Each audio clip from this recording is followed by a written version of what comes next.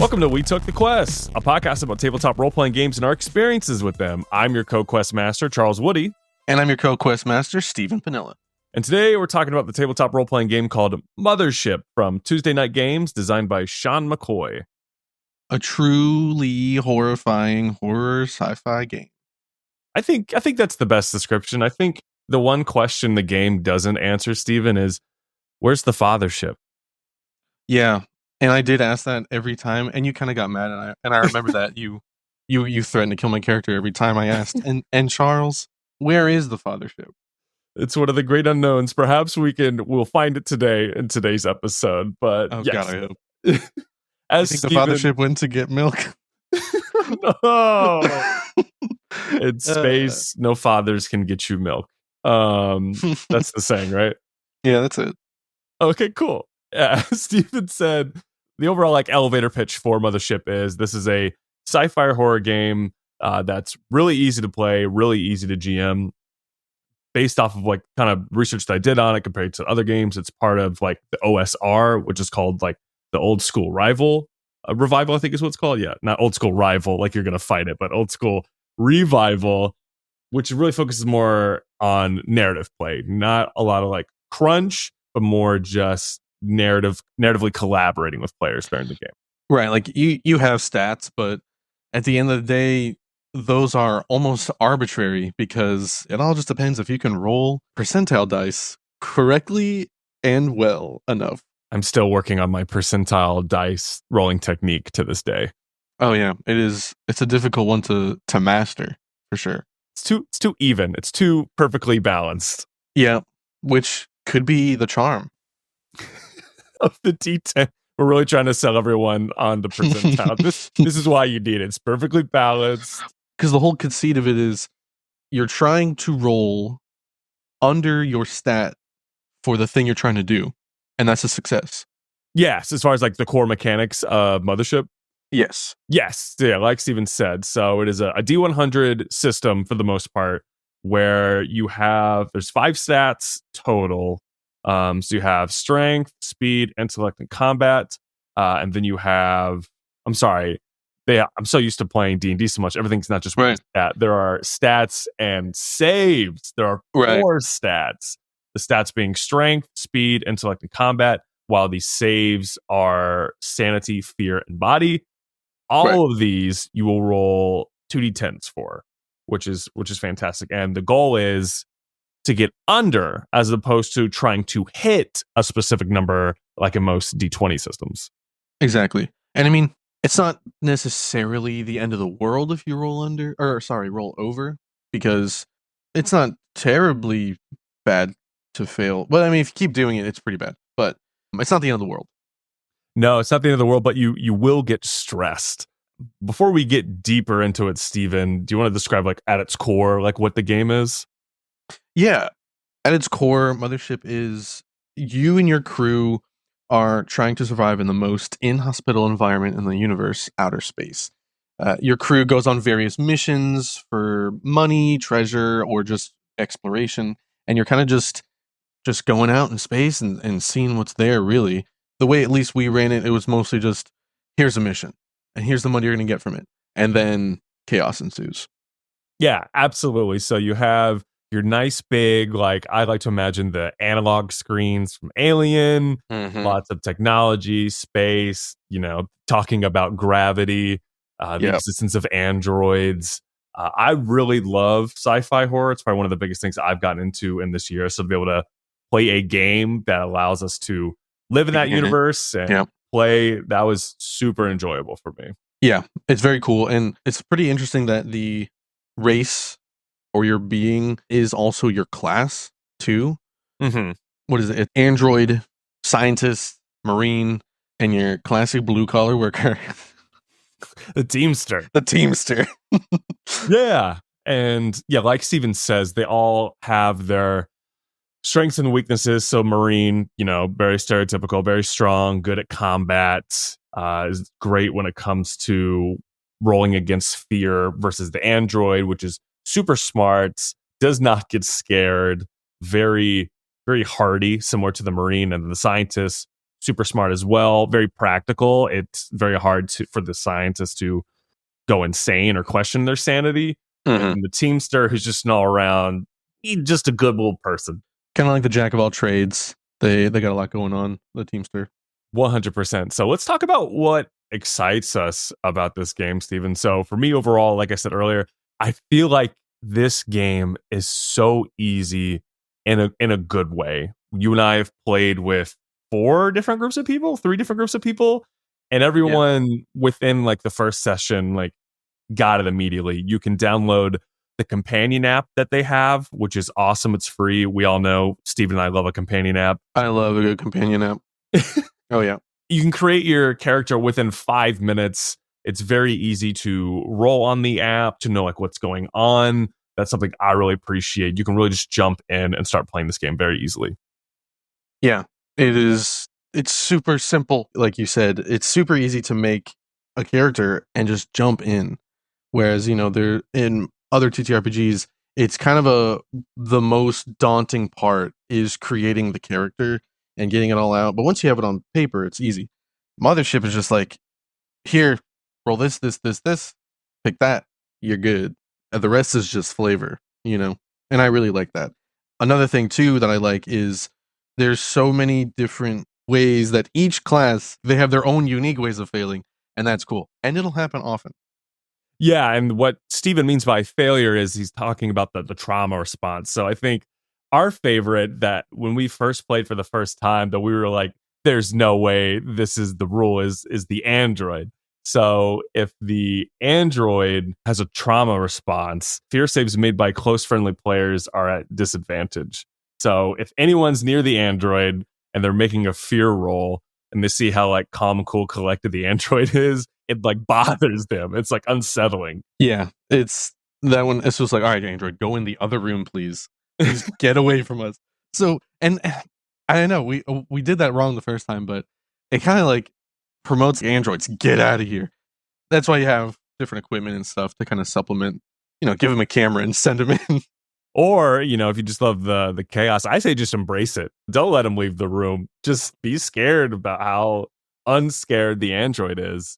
Yeah, it fully leans into the trope really well.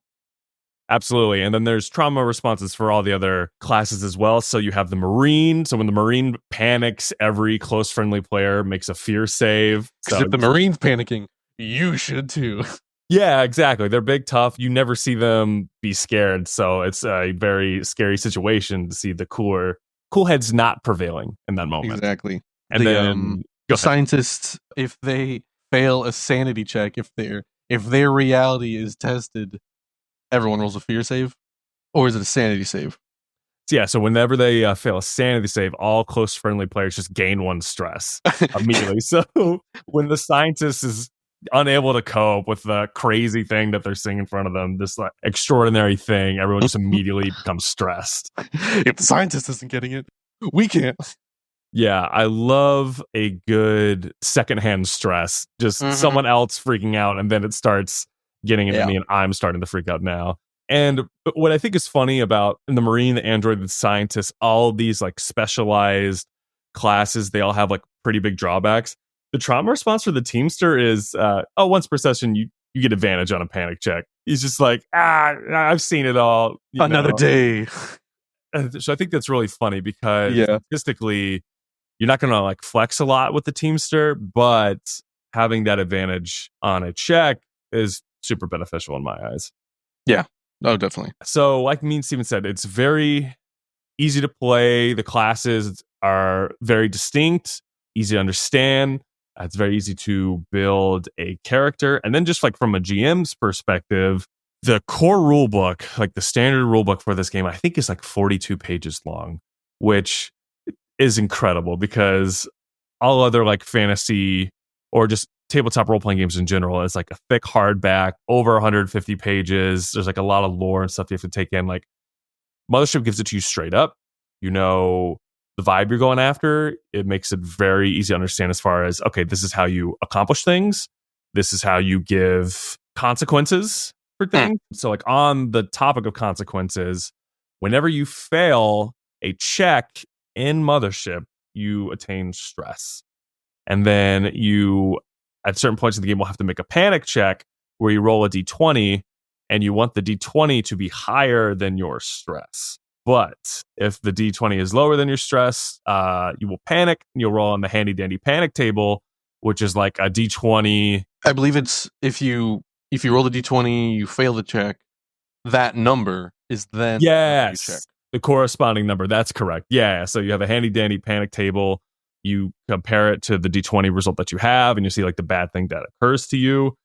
Let's see. So my favorite is if you roll the 20, retire, roll up a new character to play. Just you immediately die. You panic. You're just like, I'm over this. I'm out of here. Another one is coward. So you gain a new condition. You must make a fear save to engage in violence. Otherwise, you flee, which I think is really good. Like that fight or flight response. Yeah. So I really just love the fact that every role matters and almost every role has consequences. So even if something doesn't go your way, you're adding stress. And as a game master, you have things that you can, I don't want to say hurt, but have your players experience to enrich the session that you're in. Yeah, but if I'm not mistaken, there's actually like there's a boon on there. I think one of the options is like a good thing. Yeah, there's adrenaline rush. So in all rolls for the next 2d10 minutes, you reduce stress by 1d5, and then you have advantage, which I think is sometimes crazy. It's good. Yeah. So there's some good things. Some people really lock in when they panic, or other times they just die. Apparently, I would die. I would die in a scary situation like this.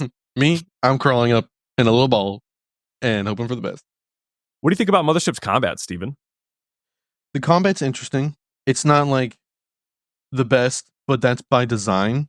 It's a little bit more narratively focused. Sure, there's the combat stats and you have weapons, but it's pretty loosey-goosey in terms of the kind of classic combat style to, let's say, like Dungeons and Dragons. It's way more streamlined. It's sort of just like, all right, who's near the monster? What do you want to do?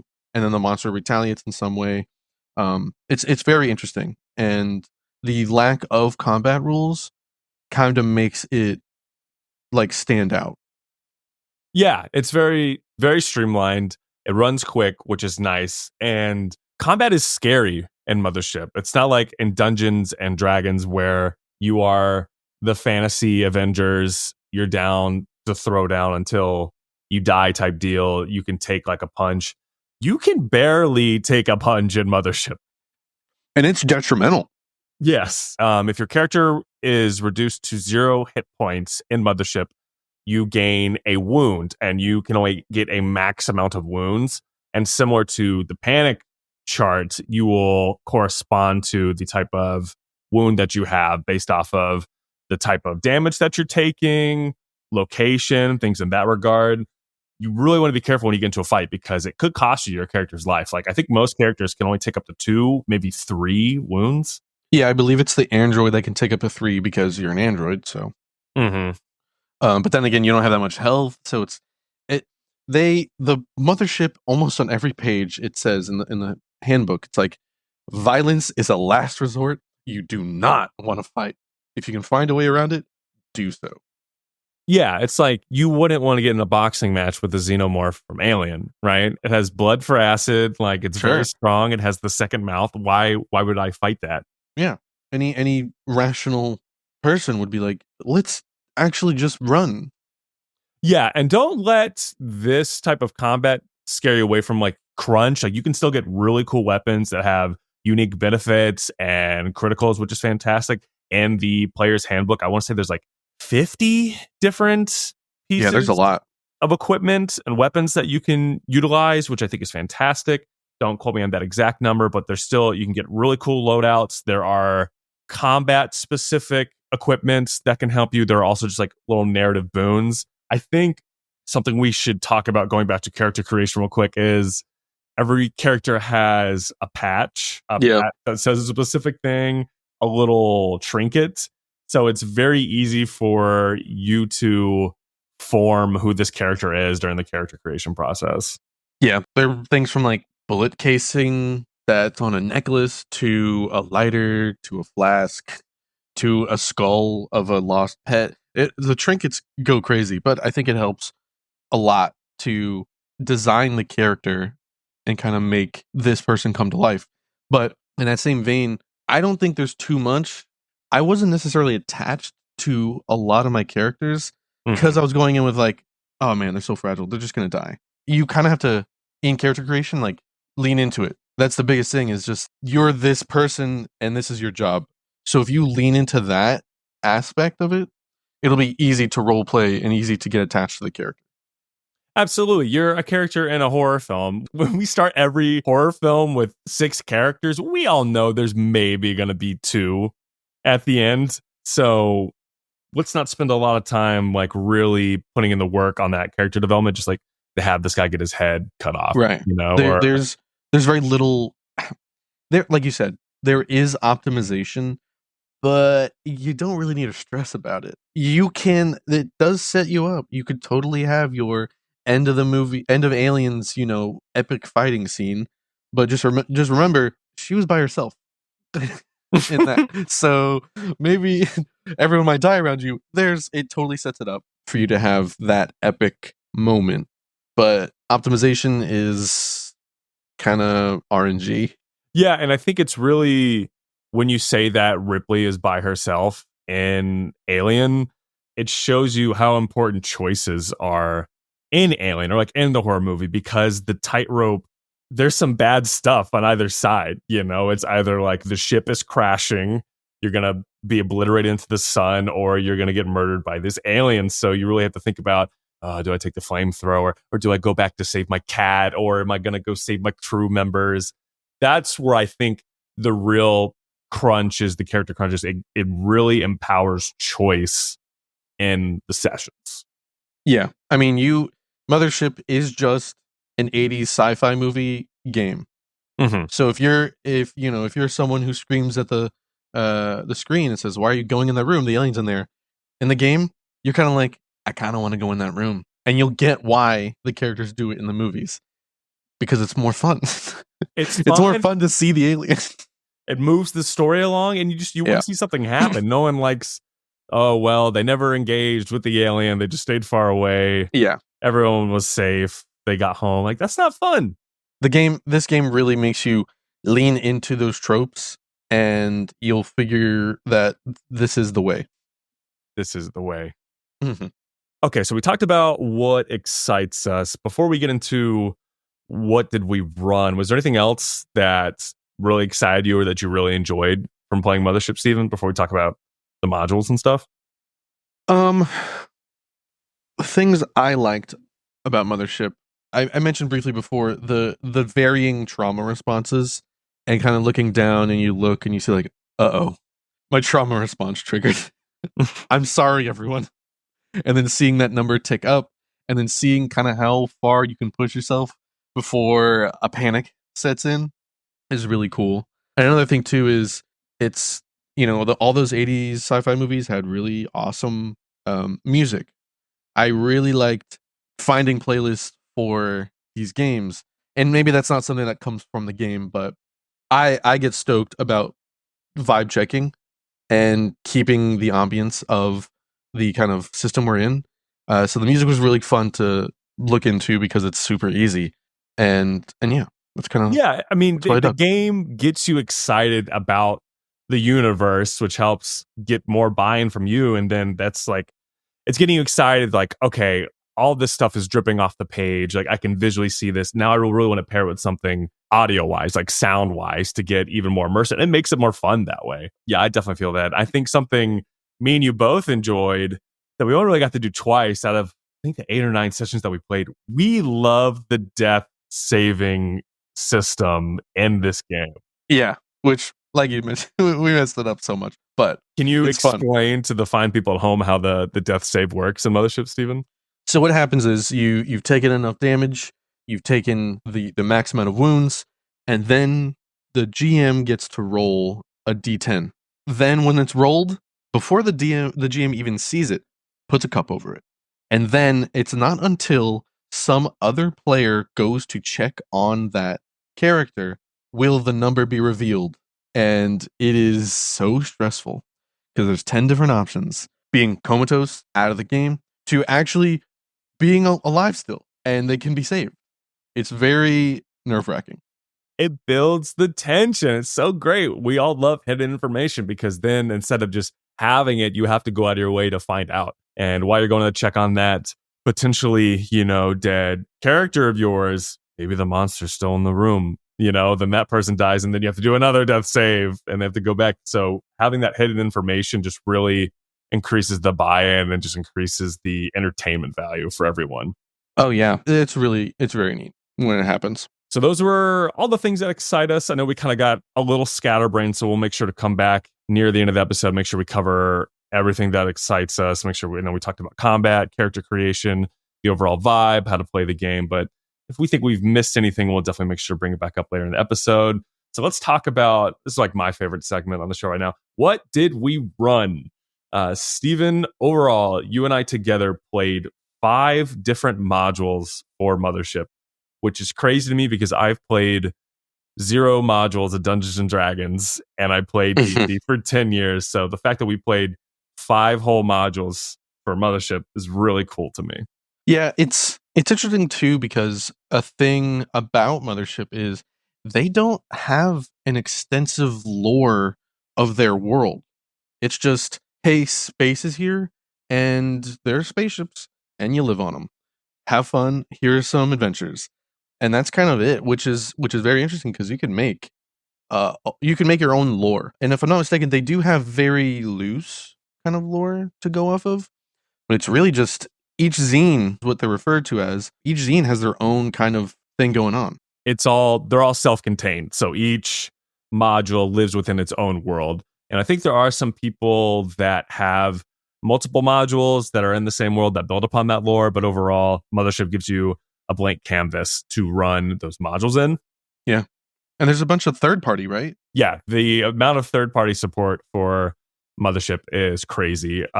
Something I think is incredibly cool compared to Wizards of the Coast is that on the Tuesday Night Games website, so the people that make Mothership, they literally have like a third party section and they're like, hey, here are all of our best third party modules that you can check out. And they also have their own produced ones, but I think it's very cool that they're upfront. They support their community and they see them as an important pillar within their game's ecosystem. Yeah. And I don't think I can imagine creating my own adventure for Mothership. I think I could, but I'd have to sit down and write a zine out almost because, I mean, these zines are very in depth that like I can't see doing homebrew with this game. It's funny that you bring that up. I felt the same way before. I was like, what? Space is so dang big, right? What am I going to build in space? Now that I've experienced like these 5 modules, I feel like I can do homebrew now. Like I got an understanding. We just needed to dip our toes in the world more to understand and kind of get a grip because you and I just come from very medieval fantasy backgrounds. Yeah, and you just need a big monster, you need a space station, you need a mission, and then it's like, there's the sandbox. You kind of just, I think that could be enough. And I think it took, the 5 zines that we ran to be like, okay, this is doable now. 100%. And I'd really love to talk about the 5 zines / modules that we play, what you remember of them. One thing before we dip into those, one last thing I just want to talk about, just like how great the module support is for Mothership. 3 of the 4 modules that I ran were all pamphlet modules or pamphlet zines. So they're literally just 3 panel little modules. And they allowed me to create and run a like 3 to 4 hour story, which is fantastic. Like it's literally like 3 little panels of like a fold out, gives you the location, the situation, and it was just like very easily digestible. I think when I always look at the Dungeons and Dragons adventure settings, they're always like super thick, and I'm like, how am I going to remember all of these details? Versus Mothership, they give me like the 3 little panels, and then it's like, here's your springboard, like build upon this. Yeah, with D&D, they have their world, and each module is set in the world. I feel like a majority of those kind of books are context for how it fits in the world. So there's just a lot of that. Meat is cut out in Mothership pamphlets. 100%. My very first Mothership session, I ran Circle the Flame by Joel Hines. Joel Hines is seemingly busy RPG creator. Highly recommend. He's got, I think, 4 modules for Mothership that you can check out. But this is a 3-panel module that I ran. And it's just about how you're this group of mercenaries who have been hired to check out on this weather station that hasn't checked in like a few weeks or two. What do you remember about Circle the Flame, Stephen, if anything? I remember the clock. You love to hurry people along by lighting a fire under our asses. And you're like, hey, every time you move to another room, the clock goes down. And we're like, we gotta go. Yeah, absolutely. Yeah. So there is a system in the module. I can't remember the specifics, but essentially they give you a D20 countdown die. It's like it's an 8-room dungeon. And whenever anyone interacts with something in the room or moves, the timer die goes down. So that really, like you said, put pressure on the group to explore the station, find the person that they were looking for. It was fun. Like, it was super simple. It was like a great jump off point. The rooms were descriptive enough to where, like, if y'all had interacted with everything in the room, I could still like immediately come up with something on the fly to give you something additional to interact with. But it was super fun. I think if you're going to start out for the first time, just do a 3 little page pamphlet. Like, if it's your first time running Mothership or even playing it, do something simple, have a nice springboard, jump off and go. Because it gives you enough to just get started. It seemed like there was so little, but we did so much, and we got like a full 2-3 hour session out of that entire module, and it was a blast. Yeah, absolutely recommend it. Circle the Flame by Joel Hines. Next up, we did Year of the Rat by Owen O'Donnell. So this is a space casino ship that has been overrun by rats, and specifically a kind of mega rat who's big and scary. What I liked about Year of the Rat was the designer, Owen O'Donnell. There's a really nice map that I got to use and kind of slowly reveal it to y'all. I can't remember if I showed y'all the ship out of the gate, but there's tons of rooms. There's a good amount of descriptions in them. One of my players, your brother Michael, he ended up dying twice during yeah. It was the most combat I think we've had in any of the modules. Yes, definitely. Because the way that it's set up is you're constantly rolling to have the big rat spawn in a specific part of the ship. And your older brother, Nick, I think interacted with the rat maybe 1 or 2 times where like Michael would just kept getting beat down by that giant thing. Yeah. And at least the way we ran it, if a character would perish at the table, we would just have them roll up a new one super quick and then like jump back in somehow. But Michael had so many characters, I couldn't tell you any of their names. Very memorable. Who could forget? Yeah, definitely forgot about the death save mechanic in that one. It was like, oh, Michael, you're dead. Oh, and we find a new guy in a corner who's been cowering in fear from the giant rat. It's very fun. I also recommend Year of the Rat. That's another 3-panel adventure. The biggest one that I ran, and before I dip into the biggest one, I want to flag that for Year of the Rat and for Circle the Flame, this was all done with people that we normally play D&D with.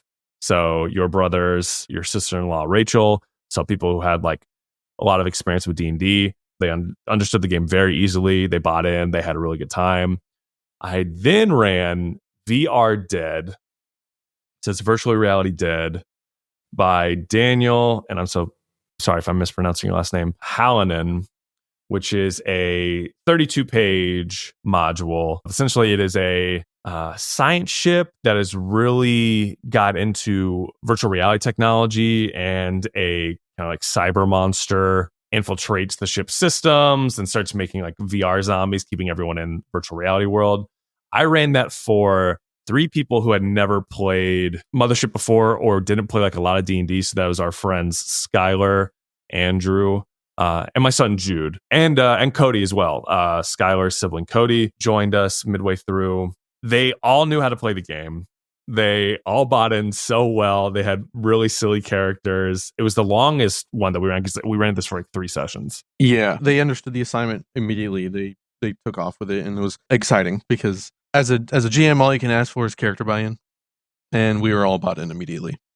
Yeah, absolutely. I want to shout out Daniel's design. Like the artwork in this module is fantastic. There were distinct characters that everyone interacted with. There were some really great, just like specific dungeon rooms. There's some really good maps. This is like a 3-story spaceship that had at least like I think 6 rooms on each floor. So there was a lot for y'all to interact with. There was tension. Y'all were chased by these VR zombie hordes, like a giant robot monster. It was fun. I think everyone made it out alive, but there was a lot of tension. Like, oh, we might freaking die. There was one point it came down to like seconds of us getting off or getting out of there with our lives, but it was really cool. It was super cinematic, heroic. It had that vibe, and it's like it felt good. Absolutely. And then the last game that I ran was for our friends in the band Guilt. So this was for the Tylers, Nico, Asha, Jude. You also were in it as well. It's called Rough Day at the Organ Factory. This is by Joboto. I don't know how to. It's Joboto. Anyways, this is another 3-panel. So essentially, it's a factory that produces organs. Nico, the Tylers, Asha had all never played Mothership before. They also got it immediately. They bought in. They understood how to play the game. There were stakes. I think I laughed the most during that session. Tyler's character was so silly. Tyler Fieldhouse specifically. So Tyler was just a security guard who was hellbent on making sure everyone had their security badge. Yeah, whether they were a brain monster or not. And the character creation and Mothership just made it really easy for them to just have a persona made like out of the gate. Honestly, that one may have been the most combat. There was a lot of fighting in that one too. Yeah, there was a lot of fighting in Rough Day at the Organ Factory for sure. So I GM'd all of those, but then Steven, you ran a module for us. Yeah, another Bug Hunt was the one I ran, and I think it was something that's made by the Mothership guys. Yes, from Tuesday Night Games. Correct. And it was really fun. It was pretty much just Alien 2. The crew has to come onto a planet and check in because they haven't heard anything from the colony team that landed there. And then things start to unfold when you see where the colonists lived, and there's, blood everywhere. We ran that with our friend Sean, my brother Michael, our friend Jesse, and Woody was finally a player for that one. And we also had Nick and Rachel.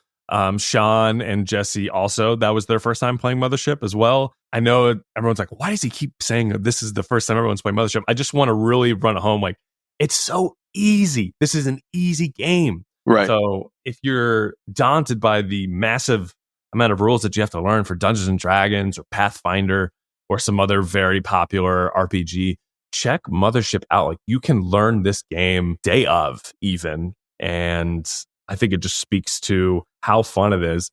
From a player perspective, I have both the game master and player perspective. It is fun. I played an 80-year-old woman engineer. Doing one last job before retirement. You got to get those benefits from the company.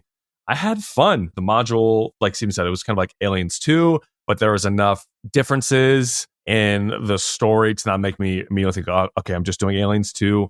And that was also affected by all the other players and their decisions and how things changed throughout. Player interaction is great. I had a really good time with another Bug Hunt. Yeah, it was really fun to run. And with another Bug Hunt, I ran it through Roll20.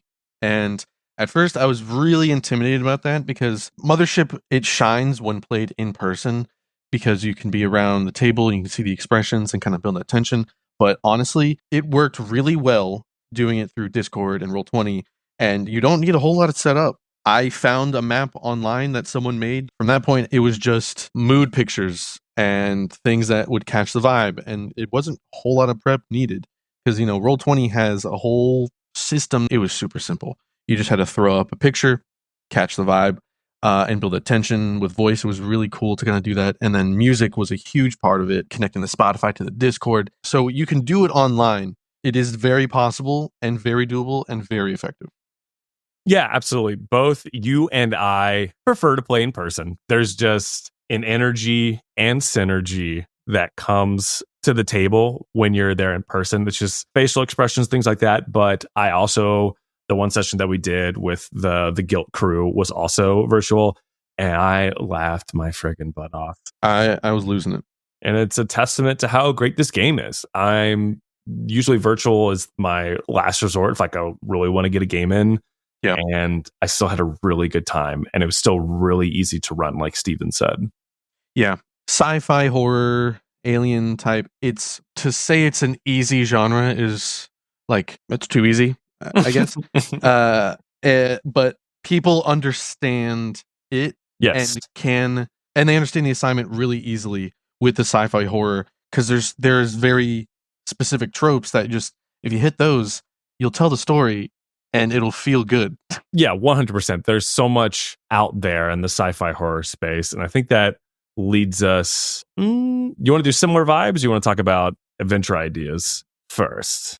I think similar vibes. Okay, yeah. So, like Steven said, there's so much out there. So, you got the Aliens franchise, you got your Predators, you got your Event Horizon. There's so much media out there for sci-fi horror that you can watch and absorb and bring to your game. The Thing, and that's not even in space. Another bug hunt. You're on a planet. You're not always just in space. You can go on alien planets, and there are so many like different types of media that you can just pull from, and you can even just run one of those like movies to just as a skeleton. Put your own stuff over it.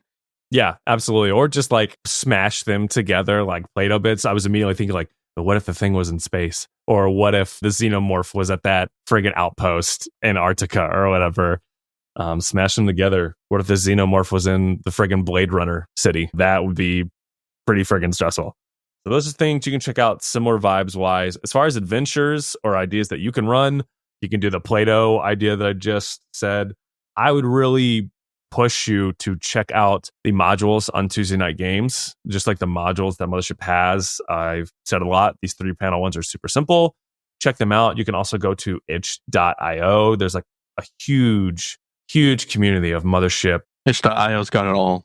If you like big, heavy dungeon crawl type of RPGs, there's one that I was interested in running in mine at some point called The Gradient Descent. It's a huge, probably the biggest pamphlet that we've seen.